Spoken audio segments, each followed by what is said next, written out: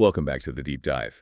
Today we're standing on the edge of a volcano, historically speaking. We really are. It's a massive topic. Yeah, we are looking at a moment in history where a simmering, century-long discontent finally it boiled over into an explosion that shook the mighty British Empire to its absolute foundations. It's incredible to study. It's a story of rage, of betrayal, of heroism, and of a really fundamental shift in how India was ruled. Right, and we are talking, of course, about the Revolt of 1857. Which is, it's often called the First War of Independence, or the Sepoy Mutiny, or the Great Rebellion. It really depends on which historian you're reading and what political lens they're using at the time. Exactly. But regardless of the label you put on it, the scale of this event is just staggering. I mean, it wasn't just a sudden riot. It was a challenge that forced the British to completely rethink their entire existence in the subcontinent. Yeah, and we're going to unpack the why and the how today.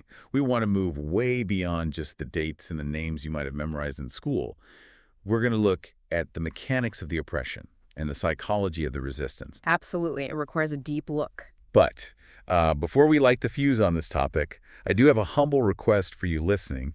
If you're getting value from these deep dives, please hit that subscribe button. It really helps the algorithm find other learners like you. And if you are capable, please support us on Patreon so we can keep bringing this super useful content to you. Yes, please do consider it. It's your support that allows us to keep digging through these massive stacks of sources. A huge shout out to all our existing supporters. You are totally vital to the content we create here. For sure. Also, don't forget to like this audio or video and share a valuable comment with your thoughts. Now, for the serious students out there, specifically those of you grinding for the UPSC, we have a pretty massive resource update for you. Oh yeah, the new materials. Right. So this deep dive is a full summary, heavily focused on the Simplified UPSC by PPP YouTube channel material with PYQ linkage. And free notes with practice previous year questions, or PYQs, are available right now on our public Telegram channel. And for those of you who really want to get organized and want the full archive, we have the private Telegram library. Exactly. If you want access to all the videos of this series at once and their corresponding premium notes in a really organized way, you should join us there. Just DM us on the public Telegram channel to join. Yeah, those premium notes have detailed breakdowns, extra PYQs, and model mains answers for mains questions, which are going to be crucial for understanding the whole nature of the revolt debate we'll get into later. It's a great resource. Okay, housekeeping is out of the way. Let's get to the mission. We're doing a comprehensive exam-ready summary of Chapter 7 of the Book of Modern History by Spectrum. Which is really the definitive guide to the Revolt of 1857. It is. So let's set the stage. The text makes it very clear that 1857 wasn't a sudden thing, right? Right. To really understand 1857, we have to understand that it didn't just happen in a vacuum. It wasn't like everyone woke up one morning in May 1857 and just decided, hey, let's go fight the British. Yeah, it was the culmination of 100 years of pressure. Exactly. Yeah. The simmering discontent. We need to look at the period from 1757, which was the Battle of Plassey, all the way up to 1857. That's a full century. And there's a myth that we really need to bust right away for you. The myth of the peaceful century. Yes, the myth that this period was somehow peaceful, or that British rule was just passively accepted by everyone until the Sepoys suddenly mutinied. Which is just a colonial narrative, right? It's entirely a colonial narrative. Yeah. The British expansion was incredibly aggressive, and the resistance to it was actually constant. If you look at the historical records, there were sporadic outbursts throughout that entire 100-year block. Like what kind of outbursts? Well, we saw religio-political violence. We saw tribal movements like the Santhals trying to protect their forests and their way of life from outsiders. And we saw constant peasant uprisings. The pot was already boiling, you know? The lid just hadn't blown completely off yet. So let's identify the victims of this century of expansion. Who was actually angry? Because the common story often just focuses heavily on the soldiers, the Sepoys. But looking at the spectrum analysis, the list of victims was basically everyone. It was a complete cross-section of Indian society. You had the rulers and the princes who were losing their kingdoms to forced annexation. Right. You had the Sepoys, obviously. But you also had zamindars who were being systematically stripped of their ancient land rights. You had peasants who were just being crushed by impossible taxes. Traders, artisans, pundits, Malvis, pretty much everyone felt the squeeze of colonial rule in different but very painful ways. Let's break that down, because for a good exam answer, or just for a deep understanding of the mechanics of history, you need to categorize these causes. Right. Let's start with the money, the economic causes. Money is always fundamental. The colonial policy was essentially designed from the ground up to extract wealth. It systematically destroyed the traditional economic fabric of Indian society. And the peasant definitely took the hardest hit there. We always hear about heavy taxation, but can we dig into the actual mechanism of it? Because it wasn't just a simple matter of paying a little more tax. No, it was the way the revenue settlements were structured that was so destructive.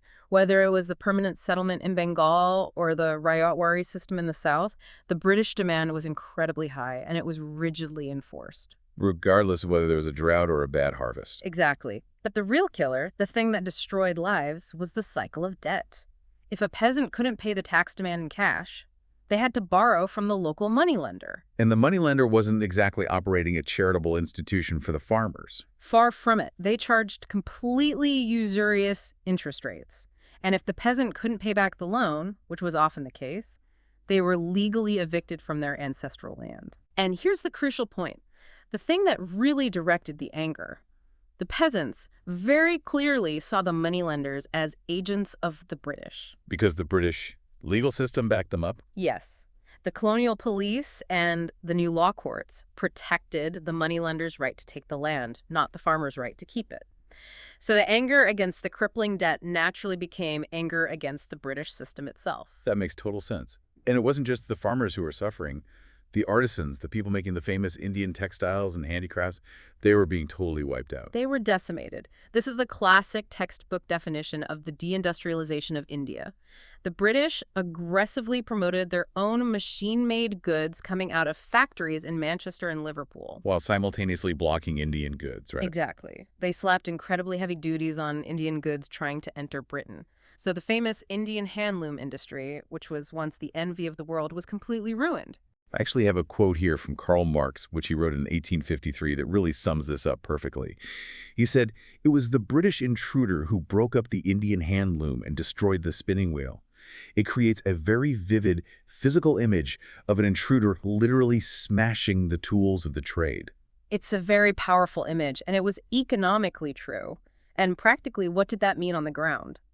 It meant that millions of highly skilled artisans who lost their livelihoods had to go back to their villages. Because they had no other way to survive in the cities. Right. They tried to become farmers just to eat, but this drastically increased the pressure on the agricultural land, which was already overtaxed and failing. It was a vicious downward spiral for the entire economy. Now, you would normally think the wealthy elite would be safe in a situation like this, the zamindars, the big landlords. But the sources point out that they were losing their status and their wealth too. They weren't safe at all under this regime. The administration frequently used a legal mechanism called quo warranto to go after them. And for anyone listening who isn't up on their legal Latin, that basically means by what warrant or by what authority, right? Yes, exactly. The British officials would basically show up and ask, by what authority do you hold this vast estate? And if a zamindar couldn't produce the exact right British-approved paperwork... Which probably didn't even exist because these rights were centuries old. Exactly, because these were customary rights passed down through generations. Right. If they couldn't produce the paper, their land was summarily forfeited to the government. There's a specific statistic from Awad in the text that is just mind-blowing to me. The sources say 21,000 Talukars had their estates confiscated. 21,000. Just try to imagine the scale of that disruption. These were immensely powerful men, local lords basically, suddenly finding themselves with absolutely no income and no status. The book puts it in a very stark way. It says they were ashamed to beg, condemned to penury. And that is a recipe for revolution. That creates a very dangerous, very angry class of people who actually have the local influence and the military know-how to lead a revolt. They literally had nothing left to lose. So the economy is in ruins for literally everyone, from the poorest peasant to the wealthiest prince. Speaking of the princes, let's transition to the political causes, because this feels like the British were just getting incredibly greedy with their map painting at this point. Aggrandizement is the word you'll often see used in the sources. They had a relentless policy of effective control. Early on, they used the subsidiary alliance system to weaken independent states by forcing them to pay for British protection. Which hollowed out their treasuries. Yes. But then, under Lord Dalhousie, they introduced something much more aggressive. The doctrine of lapse. This is the rule that always feels almost like a bizarre legal technicality just used to steal kingdoms outright.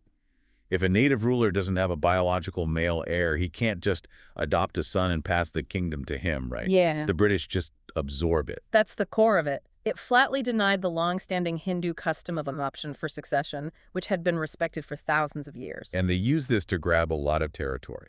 Huge amounts. This is exactly how they grabbed major states like Satara, Nagpur, and most famously, Hansi.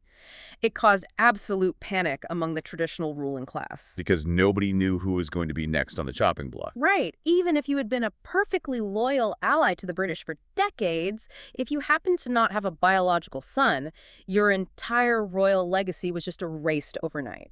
And they didn't even spare the Mughals from this humiliation. I mean, by this time, the Mughal emperor was mostly a figurehead, an old man living in the Red Fort, but he was still a very potent symbol for the people. An incredibly potent symbol of the old order. And the British systematically chipped away at that symbol. Lord Dalhousie had already recognized Prince Fakirudin's succession on the strict condition that he moved out of the historic Red Fort. But then Fakirudin died. He died in 1856. And Lord Canning went a massive step further. He announced that the next prince in line wouldn't even be allowed to use the title of king or emperor. So what would he be called? Just a prince? Yes, just a prince. They would have to formally renounce the regal title and abandon the ancestral palaces. That is a massive public humiliation. It's basically the British telling the dynasty that had ruled India for centuries, you're done. You are officially irrelevant now. And then there's the story of Nana Saheb. This is a classic case study in creating your own worst enemy through bad policy. It really is. Nana Saheb was the adopted son of the last Maratha Peshwa, Baji Rao II. Because he was adopted, the British completely refused to pay him the massive pension that his father had been receiving. And they didn't just cut his pension, they physically moved him. Right? Yes, they banished him from Pune, which was the traditional seat of Maratha power, and sent him far away to Kanpur. So now he's sitting in Kanpur, nursing a massive justified grudge. He has his father's vast inherited wealth, but absolutely no official status or power. And importantly, he has the resources, the connections, and the royal lineage to actually do something about that grudge. He naturally becomes a magnet for all the anti-British discontent in that entire region. Okay, so we have widespread economic ruin and deep political humiliation of the elites. But then there's also the issue of daily administration. The sources talk quite a bit about corruption affecting the common person. Corruption in the colonial police and the lower law courts was absolutely rampant. The system was totally stacked. The rich and the British aligned could easily manipulate the system, and the poor were just endlessly oppressed by it. But there was also a more profound philosophical issue at play here, the character of absentee sovereignty. Absentee sovereignty. This connects directly back to the drain of wealth theory, right? It does, very closely. Think about previous conquerors of the subcontinent, like the Mughals or the Turco-Afghans. They came to India, they conquered, but then they settled there. They became part of the local fabric. So the wealth stayed in the country. Exactly. The tax money collected in India was spent in India. It circulated in the local economy, paying local artisans and soldiers. The British were fundamentally different. They were ruling from thousands of miles away. They were aliens, basically. They remained aliens. The wealth was being physically drained away to England to fund their industrial revolution. They never became insiders in the eyes of the Indian people. That perfectly brings us to the socio-religious causes. This seems to be where the emotional connection to the rulers really snapped. The British weren't just taking the land and the money anymore. They were messing with the culture itself. That's certainly how it was perceived on the ground. There was a very clear, overt attitude of racial superiority from the administration. The British frequently treated the native population with outright contempt. The sources mention some pretty horrific language being used. Yes, calling them derogatory names, treating them as practically subhuman. But the real visceral fear among the population came from the growing suspicion of forced religious conversion. This was driven by the Christian missionaries arriving in larger numbers. Yes. Missionary activity was increasing rapidly under British protection, and they were suddenly highly visible in marketplaces, in the new schools, and in hospitals. And people started connecting the dots, fairly or not. Right. People started to genuinely fear that the government actively wanted to convert everyone to Christianity, to strip away their heritage and make them docile, loyal subjects of the crown. And the government was actively passing laws that seemed to completely confirm this massive conspiracy theory. Like the Religious Disabilities Act of 1856. That one seems huge. That was a massive red flag for the Orthodox communities. That act explicitly modified traditional Hindu customs regarding property. It stated that if a person converted to another religion, say if a Hindu became a Christian, they did not lose their right to inherit their father's property. Which is totally against traditional law. Exactly. So to the Orthodox Hindu mind, that looked like a very direct government-sponsored financial incentive to convert. It looked like the state saying, become Christian and we will make sure you keep your land. And then there were the social reforms, abolishing sati, legally allowing widow remarriage. Now, obviously, looking back from our perspective today, we see these as necessary, positive social reforms. We applaud them. We do, of course. But you have to really try to put yourself in the mindset of a conservative Indian living in 1850. They viewed these actions not as enlightened reforms, but as aggressive foreign interference in their ancient sacred customs. Felt like a direct attack on their identity. It did. And then, to make matters worse, the administration even started heavily taxing mosque and temple lands, which had traditionally been completely tax-free for centuries under previous rulers. So you combine the land grabs, the taxes, the missionaries, and the legal changes, and it literally felt like a war on their religion. It really was a perfect storm of grievances. And on top of all this internal pressure cooking inside the country, the sources also highlight the influence of outside events, because the myth of British invincibility was finally taking a hit globally. That's a really crucial psychological factor. Because if you truly think your enemy is essentially a god who can't be beaten, you don't even try to fight. Exactly. But the Indian soldiers were serving abroad, and they saw the truth. The British had suffered some very embarrassing losses and setbacks in the First Afghan War. And the Punjab Wars weren't easy for them either. Not at all. They had to fight incredibly tough, bloody battles in the Punjab. And then in the Crimean Wars against Russia, the British military really struggled publicly. So the Indian soldiers realized the British bleed just like anyone else. Yes. The myth was broken. It gave them the psychological confidence that a coordinated revolt could actually physically succeed. Which brings us perfectly to the soldiers themselves, the Sepoys. We hear this phrase used a lot in the literature, the peasant in uniform. What does that actually imply for the revolt? It implies a deep connection to the land. The Sepoy wasn't some separate, isolated military caste living in a bubble. He was just a village farmer who happened to wear a uniform. He had a large family back home in the village. So whatever affected the village affected him. Directly. If his home village was suffering from brutal land taxes or getting evicted by the moneylender, the Sepoy felt that pain personally. He was the direct conduit of information and anger between the British Army and the civil population. But they also had a whole list of their own professional military grievances too, right? Oh, absolutely. The service conditions were terrible. An Indian Sepoy, no matter how capable, brave, or experienced he was, could never rise above a certain non-commissioned rank. A glass ceiling. A very hard glass ceiling. A raw, completely inexperienced British recruit fresh off the boat would instantly be paid more and rank higher than a veteran Indian subdar who had fought in 3 wars. And the Sepoys were frequently treated with awful racial arrogance by their white officers. And the religious paranoia we talked about hit them especially hard in the ranks too. It did. The military started enforcing petty restrictions on wearing traditional caste marks or earrings while in uniform, and then the real breaking point, Lord Canning passed the General Service Enlistment Act in 1856. What did that act actually mandate? It explicitly required all new recruits to agree to serve anywhere the British demanded, even if that meant traveling across the sea. And for a high-caste Hindu, at that specific time in history, crossing the ocean, the Kalapani, or Blackwater, that meant permanently losing your caste, it was total social suicide. You couldn't even go back and eat with your family. Exactly. So the Enlistment Act was basically the British saying, if you want this military job, you have to be legally willing to become an outcast from your own society. That is an impossible choice. And on top of that impossible choice, they were losing money. The government stopped paying them their bata, which was the foreign service allowance, when they were serving in places like Sindh or the Punjab, even though those places felt like foreign, hostile lands to the Sepoys from Awadh. So they were basically being paid less money to do things that actively endangered their immortal soul and their family standing. Exactly. So the wood is bone dry, the oil has been poured all over it, and the air is just thick with fumes. All we need now is a spark to set the whole subcontinent off. And that spark came in the form of a rumor and a new type of rifle. Yes, the immediate cause. First, a really insidious rumor spread through the barracks that ground-up bone dust was being secretly mixed into the atta, the daily flour that was being fed to the soldiers. That is a terrifying rumor.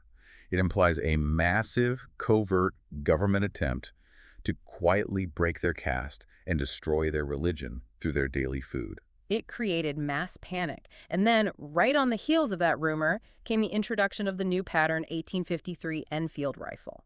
This was a supposedly modern weapon introduced to the army to replace the old muskets. But there was a catch with how you loaded it. A big catch. To load this specific rifle, the soldier had to physically bite off the end of a greased paper cartridge, which held the pre-measured gunpowder and the lead bullet. And the grease on that paper wrapper, The grease was widely rumored to be made from a mixture of beef tallow and pig fat. which managed to be the most perfectly offensive combination possible. It's the ultimate double whammy for the two major religions. The cow is profoundly sacred to Hindus, so tasting beef fat is a terrible sin. And the pig is strictly taboo to Muslims. Did the British try to fix it? The British administration issued denials, but the damage was already done. The Sepoys felt their deepest religious convictions were in imminent physical danger. They thought, they're literally forcing us to defile ourselves, so we will have to become Christians. So it begins. The timeline kicks off in early 1857. But it didn't just explode everywhere across the map all at once. It trickled at first. It started bubbling up in February at a place called Burhanpur. The men of the 19th Native Infantry outright refused to accept or use the new rifle cartridges. And what did the British do? The British quickly disbanded the regiment as a warning. But then in April at Barrackpore, we have the incredibly famous incident with Mangal Pandey of the 34th Native Infantry. Mangal Pandey. Yeah. That name is totally legendary in Indian history. What actually went down there on the parade ground? He essentially snapped under the pressure. He stepped out of line and fired at his sergeant major. He actively called on all his comrades to join him in a mutiny to defend their religion. Did they join? Not fully. They didn't actively attack the British with him, but crucially, they also refused orders to restrain him. Ultimately, he was captured, court-martialed, and executed by hanging. His regiment was also disbanded in disgrace. But they couldn't execute his memory. No, his name immediately became a rallying cry across all the other cantonments. But the real explosion, the actual point of no return for the empire, happened at Meerut on May 10th, 1857. Yes, Meerut is where the spark caught the dry wood. Soldiers of the 3rd Native Cavalry flatly refused to touch the greased cartridges during a drill, and the British commander there made a spectacularly fatal mistake in how he handled it. He decided to make an example of them. A brutal example. They hastily court-martialed 85 of those soldiers and sentenced them to 10 years of hard labor. But then, they paraded them in front of the entire garrison, they publicly stripped them of their military uniforms, and blacksmiths riveted heavy iron fetters chain onto their ankles right there on the parade ground. That humiliation, watching your comrades chained like animals, must have been just unbearable for the other troops to watch. It broke something in them. The other soldiers felt it as a deep personal shame. That evening, as the story goes, the women of the local bazaar actively mocked the soldiers who hadn't been arrested. They were taunting them, saying, "Your brothers are in chains and you are just here lounging in the bazaar." And that was the tipping point. That was it. The very next day, Sunday, May 10th, the remaining Indian soldiers totally revolted. They grabbed their weapons, broke open the town jails, released their 85 comrades, and killed any British officers who tried to stop them. Total chaos. But then, and this is the most crucial strategic move of the early revolt, they didn't just scatter back to their home villages to hide. They formed up and they marched straight to Delhi. That decision to ride to Delhi seems so incredibly important. They bypassed everything else and went straight to the old, traditional center of imperial power. It was absolutely decisive. It changed a local mutiny into a political war. They rode hard all night and reached the gates of Delhi on the morning of May 11th. They marched into the Red Fort and violently demanded an audience with Bahadur Shah Zafar. The aged Mughal emperor. I Yeah. mean, he was basically a pensioner of the British at this point. Mostly just writing Urdu poetry, right? Yeah. He wasn't exactly a battle-hardened warlord waiting for his moment. No, not at all. He was very old, he was physically weak, and initially he was completely terrified of the mutineers. He did not want to lead a violent rebellion against the British Empire. But the Sepoys didn't really give him an option. They gave him absolutely no choice. They essentially surrounded him and proclaimed him the Emperor of India, the Shahnshah-e-Hindustan. Why pick him, though, if he was so notoriously weak and powerless? Because of the profound weight of what his bloodline represented. The Mughal dynasty, despite its recent weakness, was still the only political authority that had any traditional claim to rule the whole of India. So it was a brilliant branding move. It was. By proclaiming him the rightful emperor, the rebels were fundamentally transforming a disorganized mutiny of disgruntled soldiers into a legitimate revolutionary war. It meant that other regional rulers and zamindars could join the fight, not as lawless rebels, but as loyal subjects answering the call of the true emperor fighting against British usurpers. And once Delhi officially fell to the rebels, the dam just completely broke. The text emphasizes that it wasn't just a military thing anymore. The civilian population actively joined in. This is where the nature of the event expands into a massive popular revolt. Across Awadh and the northwestern provinces, the peasantry and the general civil population rose up in huge numbers. Well, the Sepoys were the tip of the spear, but the people were the shaft. Exactly. The Sepoys provided the military vanguard and the initial shock, but the angry peasants provided the mass numbers that made it so terrifying for the British. And they went straight after the specific targets we talked about in the economic causes. Yes, it was very targeted violence. They specifically attacked the local moneylenders. They systematically burned the debt records, which shows you exactly what their primary grievance actually was. They were erasing the financial chains. Right. They also attacked the new law courts and the revenue collection offices. They were actively physically dismantling the entire daily machinery of colonial economic oppression. So let's talk about the leaders of this massive uprising. This is the real who's who section for the exams, but it's also the beating heart of the story. Because while Bahadur Shah was sitting on the throne as the symbolic head, there were people out on the ground doing the actual heavy lifting of fighting a war. Right. So let's start with Delhi. If the emperor wasn't leading the troops, who was actually running the show in the capital? That would be General Bakht Khan. He is a fascinating figure. He was originally a subadar of the artillery in the British Army who had rebelled in Bareilly and marched his own troops to Delhi. And he just took over. He essentially pushed the weak princes aside and set up a court of administration. It was actually a remarkably democratic body made up of both soldiers and civilians to run the daily affairs of the city. He provided the actual military muscle behind the fragile Mughal throne. Let's move down to Kanpur. We mentioned Nana Saheb earlier, the disinherited Maratha prince. What did he do when the revolt broke out? Nana Saheb stepped up and proclaimed himself the Peshwa, reclaiming his rightful title. But crucially, he publicly acknowledged Bahadur Shah as the Emperor of India. Which was a massive political statement. Huge. A prominent Hindu Maratha leader officially acknowledging a Muslim Mughal emperor really cemented that deep unity we talked about earlier. But Nana Saheb wasn't fighting all the battles himself, was he? No, his most brilliant asset, the real military genius in the Kanpur region, was Tantia Tope. Tantia Tope was an absolute master of rapid guerrilla warfare. He kept the British generals chasing shadows for months. Moving over to Lucknow, the capital of Awadh. This was an absolute hotbed of resistance because of the recent, very bitter annexation. Who led the charge there? Begum Hazrat Mahal. She is an incredibly compelling historical character. Her husband, the Nawab Wajid Ali Shah, had been unceremoniously exiled to Calcutta by the British. But she refused to leave. She stayed right there in Lucknow. When the rebellion started, she boldly crowned her young son, Birjis Qadir, as the new ruler of Awadh, and she personally organized the massive armed resistance. And she was actually out there with the troops. Yes, she was frequently seen riding on the back of an elephant right in the thick of the fighting, actively encouraging her soldiers. She directed the famous siege of the British residency in Lucknow, which is one of the longest and most brutal episodes of the entire war. Now what about in Bihar? The text highlights an older leader there. We have the old line of the revolt. You're talking about Kumar Singh. He was the prominent zamindar of Jagdishpur. He was in his 70s.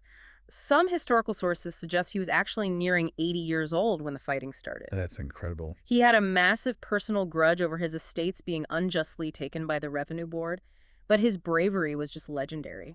There's a specific story about him in the sources that I wanted to bring up. The river crossing. Yeah. The story goes that while he was retreating and crossing the Ganges River under heavy British fire, a musket bullet completely shattered his left hand. And knowing the medical realities of the time, that meant gangrene and death. Right. So to stop the poison from spreading to the rest of his body, he calmly drew his own sword, completely severed his own ruined hand, and offered it to the sacred river Ganges as a sacrifice. It is incredibly cinematic. A man pushing 80, cutting off his own hand in the middle of a firefight, and then just continuing to fight the British. It vividly demonstrates the absolute depth of the passion and hatred driving this revolt. He single-handedly kept the British forces bogged down and engaged in Bihar for many months. And we definitely can't forget Faizabad, who was the key figure there. Maulvi Ahmadullah. Interestingly, he was actually a native of Madras in the south who had moved north to Faizabad. He was an exceptionally capable military leader and a deeply committed enemy of the British Empire. He actually defeated some major British commanders, didn't he? He famously defeated the British forces led by Sir Henry Lawrence in the Battle of Chinhut. The British were so terrified of his strategic abilities that they actually put a massive bounty on his head, 50,000 rupees. Which was an absolute fortune in 1857. It shows exactly how dangerous he was to their control of the region. But perhaps the absolute most iconic figure of the entire rebellion, the one that literally every school child in India knows the name of, is over in Jhansi, Rani Laxmi Bai. Absolutely. The fiercely independent, widowed queen of Jhansi. She had been deeply wronged by Dalhousie's doctrine of lapse. When they tried to take her kingdom away because she didn't have a biological son. Right. And when the British formally demanded that she surrender her massive fort, she famously declared, "Main apni Jhansi nahi dungi," meaning, "I will not give up my Jhansi." She was renowned as an incredible equestrian and a highly skilled swordswoman. She ultimately died on the battlefield fighting, right? Yeah, she did. After a brutal siege, she managed to escape Jhansi on horseback, linked up with Tantia Tope's forces, and together they actually managed to capture the massive Gwalior fort from the local Sindhi ruler who had stayed loyal to the British. That was a huge strategic victory. But the British counterattacked hard. She died fighting fiercely in a cavalry skirmish near Gwalior. There's a very famous quote from the commanding British general, Sir Hugh Rose, the man who ultimately defeated her forces. What did he have to say about her? After her death, he publicly stated, "Here lay the woman who was the only man among the rebels." Wow. It was a very grudging, highly sexist Victorian admission, but it proved that she was the absolute bravest and most dangerous tactical leader they faced in the field. Now, there's one more leader I want to highlight from the notes, because he's often left out of the very basic general textbooks, but the Spectrum book deep dives into his specific story. Shamel in the Bagpat region. Ah, yes. The story of Shamel is a perfect textbook example of the widespread civilian heroism that fueled the revolt. Shamel wasn't a dispossessed prince. He wasn't a trained general. He was just a local respected villager in a place called Pargana Meerut. But he stepped up when the time came. He was a natural organizer. He managed to unite and organize the headmen and the peasant farmers of 84 local villages, an area traditionally known as the Charasi Desh. And he essentially set up his own functioning administration right under the British noses, right? He essentially ran a completely parallel independent government. He took over an abandoned British irrigation bungalow and boldly turned it into a hall of justice to settle local disputes, completely bypassing the colonial courts. He was doing logistics too. Amazing logistics. He actively organized constant shipments of food and supplies for the rebel soldiers holding out in Delhi. He set up a sophisticated local intelligence network. He coordinated peasants to destroy bridges and dig up the main roads to physically stop the British relief forces from advancing. It's just incredible to think about the complex logistics of that. A local villager coordinating vital supply lines for a massive siege in the capital. For a short, incredible period of time, the British rule simply ceased to exist in his area.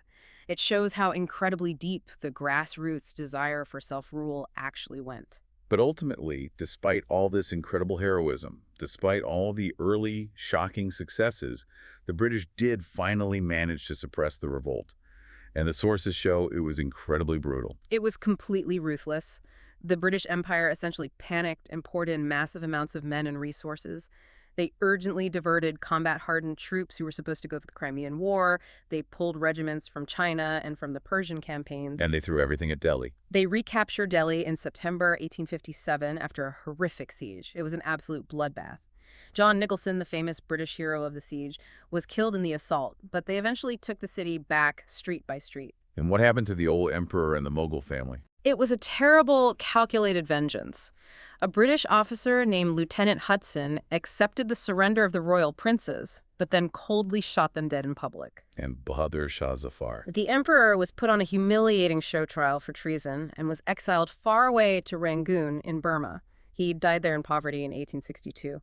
And just like that, The Great Mughal dynasty, which had culturally and politically defined India for centuries, was quietly extinguished in a lonely, damp prison in Burma. And the fate of the other major rebel leaders. It was grim. Nana Saheb managed to escape into the jungles of Nepal and basically disappeared from history. We never really found out definitively what happened to him. Tantia Tope was tragically betrayed by a supposed friend while he was sleeping in the forest, handed over to the British, and hanged. Rani Laxmi Bai, we know, died fighting. Yes. Khan Bahadur of Bareilly, the aged Kunwar Singh, the brilliant Maulvi Ahmadullah, all of them died in the conflict or were executed. By the end of 1859, using overwhelming military force and extreme terror tactics, British authority was firmly reestablished across the subcontinent. So, as students of history, we have to ask the hard analytical question. Why did it fail? They had the numbers, they had the massive popular anger, they had the element of complete surprise. What went wrong structurally? For a good, comprehensive exam answer, you need to be very structured here. There were several fatal underlying flaws. First, and perhaps most importantly, is geography. It didn't cover the whole map. No, it was absolutely not an all-India revolt. The Deep South, the East, and the West were largely unaffected by the fighting. The violence was heavily concentrated in North and Central India, essentially the Hindi-speaking belt.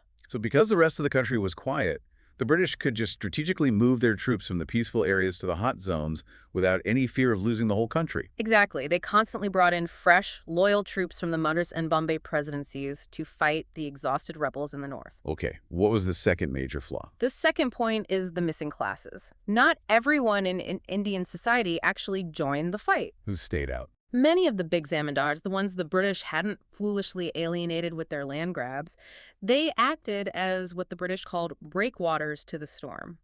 They used their private armies to actively protect British officials. Men the money men? The moneylenders and the big wealthy merchants, for very obvious reasons, didn't want to support a peasant rebellion that was actively burning their debt books and attacking their property. They heavily financed the British side. What about the educated middle class? The new intelligentsia that was growing in places like Calcutta? They largely stayed away, and this is a really interesting debated point. They generally viewed the violent revolt as a backward-looking feudal movement.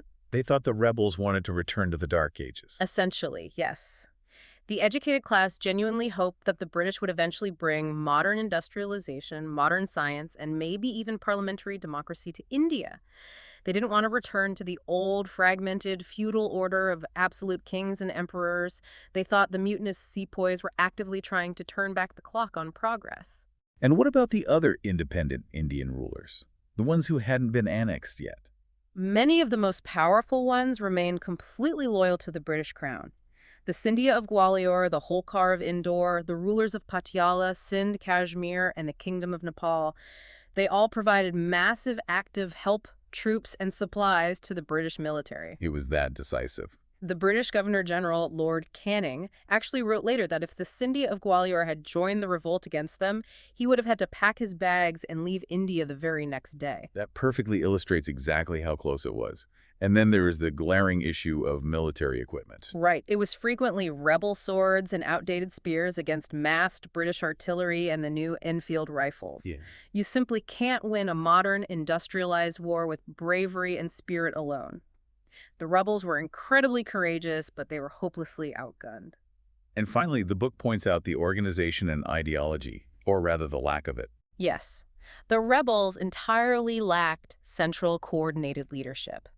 They had incredibly brave local leaders, like the ones we discussed, but they had absolutely no unified, coordinated national strategy to defeat the British armies. Well, the British had the telegraph system to coordinate, right? Yes. The new electric telegraph literally saved the empire. The British commanders could coordinate massive troop movements instantly across hundreds of miles. Meanwhile, the rebel leaders were forced to send written messages via runners or guys on horseback, hoping they didn't get intercepted. And ideologically? Ideologically, the rebels didn't have a shared, unified, forward-looking political program. They all knew exactly what they were fiercely fighting against the foreign British rule, but they didn't really have a shared, agreed-upon vision of what they were actually fighting for, other than just a vague return to the old, fragmented ways of the past. However, despite the total military failure, there was something genuinely remarkable about the revolt that we touched on briefly earlier. The sheer unity of the people fighting. This is a really major feature, especially for our listeners who are interested in the broader history of communalism in India. The Hindu-Muslim unity demonstrated in 1857 was incredibly strong and totally organic. The sources highly emphasize that soldiers and leaders of both major communities deeply respected each other's religious sentiments during the fighting. They absolutely did.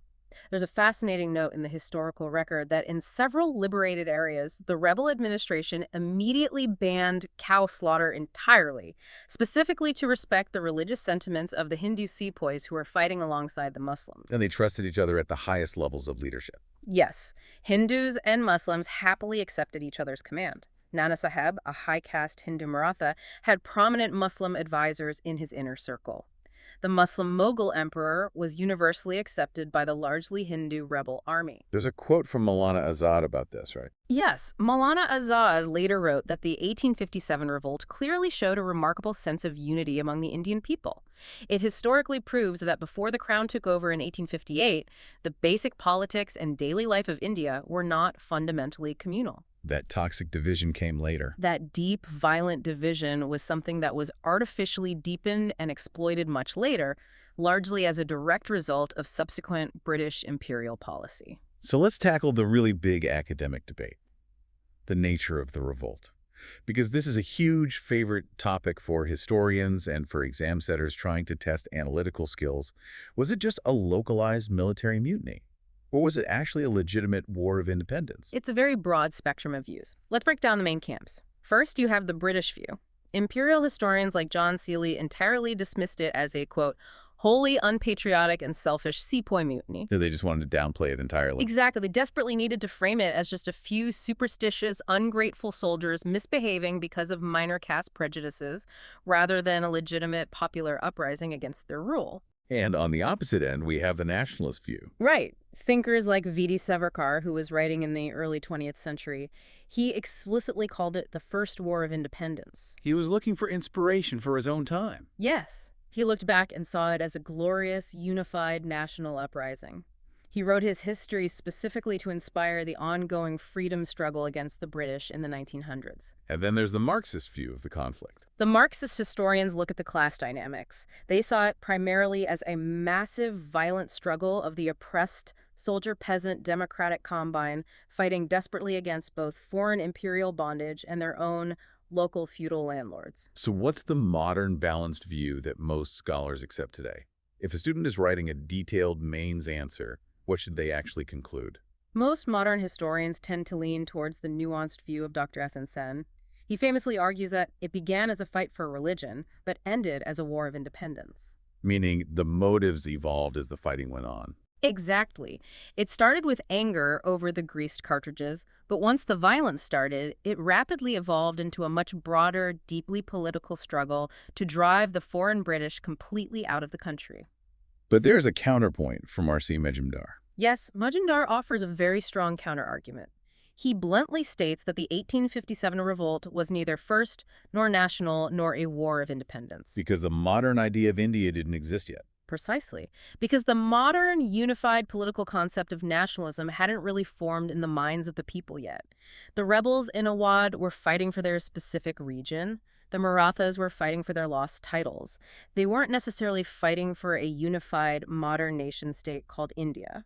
That makes sense. Yeah. But regardless of the academic label we stick on it, the actual historical consequences were just massive. It changed everything about how the subcontinent functioned. It was the ultimate watershed moment in modern Indian history. First and foremost, the political transfer. The powerful British East India Company was completely abolished, gone forever. So a private corporation was no longer running a subcontinent. Right. The Government of India Act of 1858 officially transferred all political power directly to the British Crown.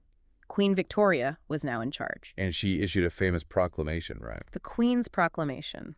It formally promised equal legal protection and, crucially, it promised strict respect for all ancient Indian customs and traditions. The British government officially promised there would be absolutely no more government interference in local religious matters. And there were big administrative changes at the very top. Massive changes. The title of Governor General was upgraded to the Viceroy, meaning the direct, personal representative of the British Crown in India.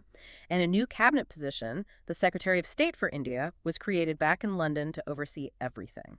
And the aggressive policy regarding the native princes completely changed too. 180 degrees, no more forced annexation. The hated doctrine of lapse was officially scrapped. The British finally realized that constantly taking over independent states just caused way too much anger and trouble. So they made them allies instead. Yes. They decided to make the remaining native princes their junior dependent partners. The princes were heavily rewarded for their loyalty during the revolt and officially became what the British called the secure bulwarks of the empire. But the most sinister, long-lasting change was in how they managed the common people going forward. Yes, the formal implementation of divide and rule. The British High Command realized that the incredible Hindu-Muslim unity they saw in 1857 was the single biggest existential threat to their continued rule. So they actively worked to destroy it. Systematically, they started to intentionally pit different religious communities and castes against each other in the press and in local administration. They completely reorganized the colonial army based strictly on caste and regional lines. The martial races theory. Exactly. They invented this concept of martial races, favoring groups like the Gurkhas, Sikhs, and Pathans, who had largely stayed loyal, and severely punishing the groups from Awadh and Bihar who had mutinied. And they deliberately kept these groups completely isolated from each other in different regiments to prevent them from ever communicating and uniting again. Wait, before we wrap up, there is a special, really interesting box in the Spectrum notes about something called the White Mutiny. I found this totally fascinating when I read it. What exactly was it? This is a fantastic, often overlooked little footnote in history. When the British Crown took over from the East India Company in 1858, all the white European troops who used to work directly for the private company were suddenly legally transferred to the regular Queen's army. And they weren't happy about the new management. They deeply resented it. Because under the company, they got special perks. Specifically, they lost their extra financial allowances when they became regular crown troops. So the white soldiers actually mutinied against the British government. They absolutely did. It caused a massive panic in London. It really shows that deep grievances over military pay and poor service conditions weren't just unique to the Indian Sepoys. How did they handle it? It was eventually resolved with some buyouts and discharges, but it's an incredibly ironic historical footnote that the British had to immediately put down a mutiny of their own white troops right after crushing the Great Indian Mutiny. That is wild. Yeah. So as we finally wrap up this massive topic, what is the ultimate historical significance of the 1857 revolt? I mean, structurally, it failed militarily to achieve its immediate goals. It definitely failed militarily, but it succeeded profoundly in other long-term ways. First, it completely exposed the deep, systemic rot and brutality in the East India Company's administration to the world. And it set a precedent. A huge precedent. It firmly established incredibly powerful local traditions of armed popular resistance to foreign rule. And the nationalism aspect. Most importantly, it sowed the very early seeds of modern Indian nationalism. It proved, with blood, that the mighty British Empire could actually be violently challenged by the Indian people. The powerful, romanticized memory of the heroes of 1857 heavily inspired the later generations of freedom fighters in the 20th century. So it was really the true beginning of the end of the empire, even if the actual end was still, 90 long years away. Exactly. You can look at it this way. From Plassey in 1757 to 1857, the story of India was entirely about aggressive British expansion and plunder. But from 1857 onwards, the story fundamentally shifted to being about organized Indian resistance. That is a brilliant way to frame it. Here is a final, highly provocative thought for you listening to chew on as we finish. The revolt of 1857 failed to drive the British out, but it successfully created a deep, permanent fear psychosis in the British colonial administration. A deep paranoia. Yeah. Almost every single major policy decision they made for the next 90 years, from the controversial partition of Bengal to creating separate religious electorates to the brutal restrictions on the native press, all of it was ultimately dictated by their deep underlying terror of triggering another 1857. They were always looking nervously over their shoulder. Yes, they never felt truly safe again. Right. So ask yourself this question. How completely different would the Indian freedom struggle have been if that newly educated urban middle class had actually joined the armed fight in 1857? Oh, that's a massive alternate history question. If the intellectual pen and the rebel sword had actually united back then, would India really have waited all the way until 1947 to finally win its independence? That is a massive what-if that historians love to debate, and there are no easy answers. Indeed.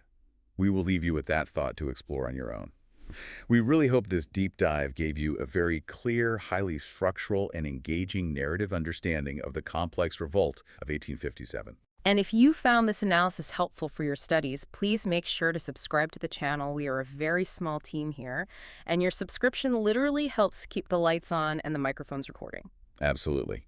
And if you have the means, please support us on Patreon. Shout out once again to all our current patrons. You guys are the absolute MVPs of this channel. And please don't forget to check out the public Telegram channel for those free notes and the PYQs we mentioned. And if you want the full premium experience, the entire video archive, the highly organized study notes, and the detailed model answers for your mains prep, just DM us on Telegram to join the private library. Remember to like the audio or video, and drop a comment down below letting us know who your favorite historical leader from the 1857 revolt is and why. We read all of them. We'll see you in the next deep dive. Goodbye, and keep learning.